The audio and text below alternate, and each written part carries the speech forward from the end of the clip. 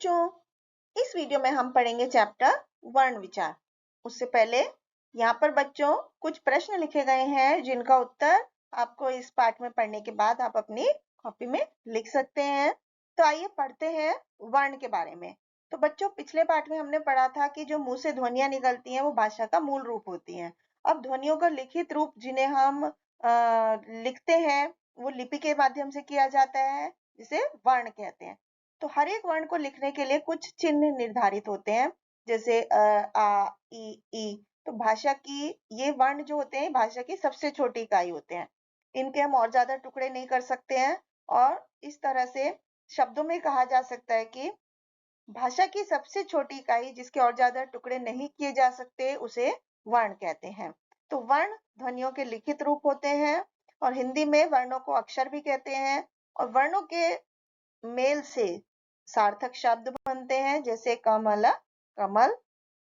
अब हम पढ़ेंगे वर्णमाला के बारे में। बच्चों, वर्णों का जो व्यवस्थित समूह है उसे वर्णमाला कहते हैं। हिंदी वर्णमाला को देवनागरी लिपि में लिखा जाता है। वर्णों के भेद। वर्णों के दो भेद होते हैं।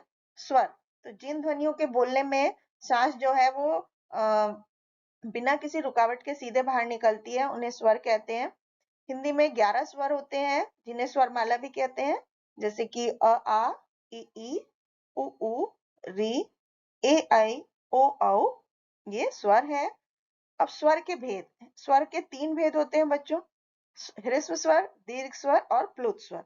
ह्रस्व स्वर होते हैं जिन स्वरों के बोलने में बहुत ही कम समय लगता है, उन्हें ह्रस्व स्वर कहते हैं, जैसे अ, ई, उ, री।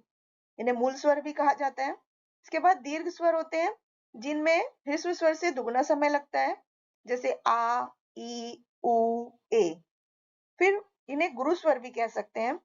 इसके बाद प्लुत स्वर होते हैं जिन स्वरों के बोलने में दीर्घ स्वरों से भी ज्यादा समय लगता है, जैसे ओम।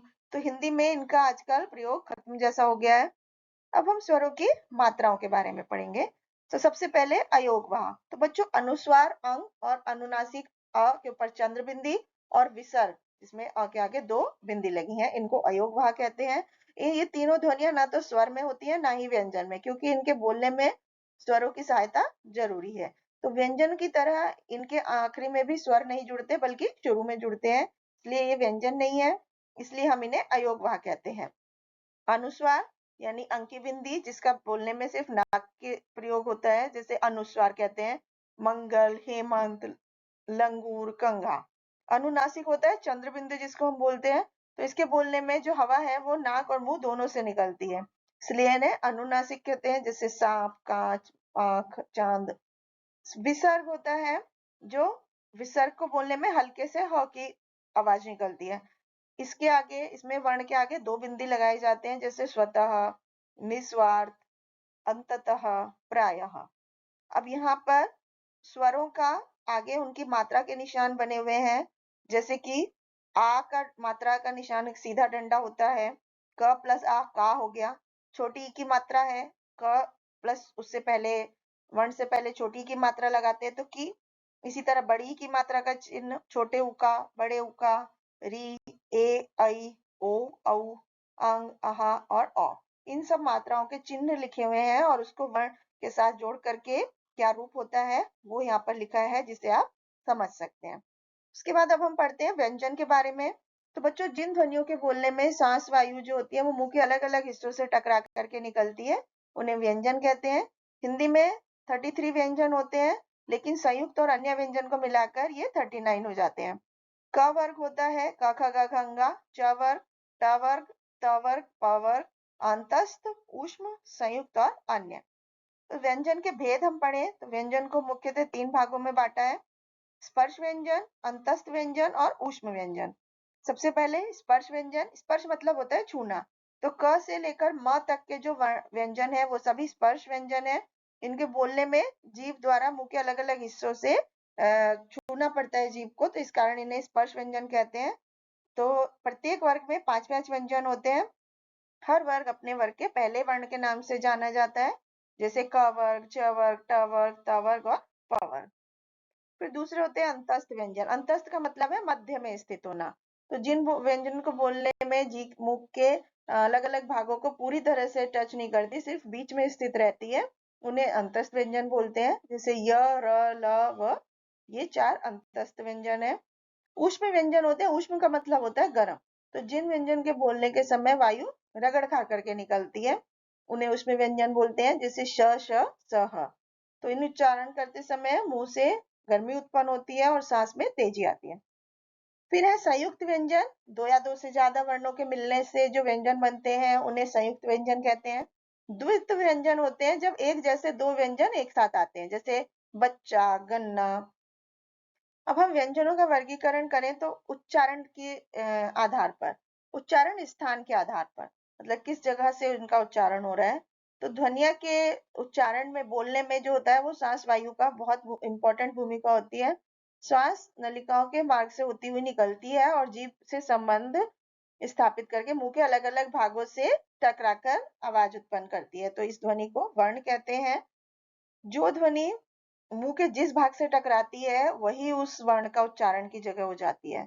इस तरह से इन्हें 9 वर्गों में रखा गया है। कंठ यानी गला से, तालु से, मूर्धन्य दांत और होंठ से।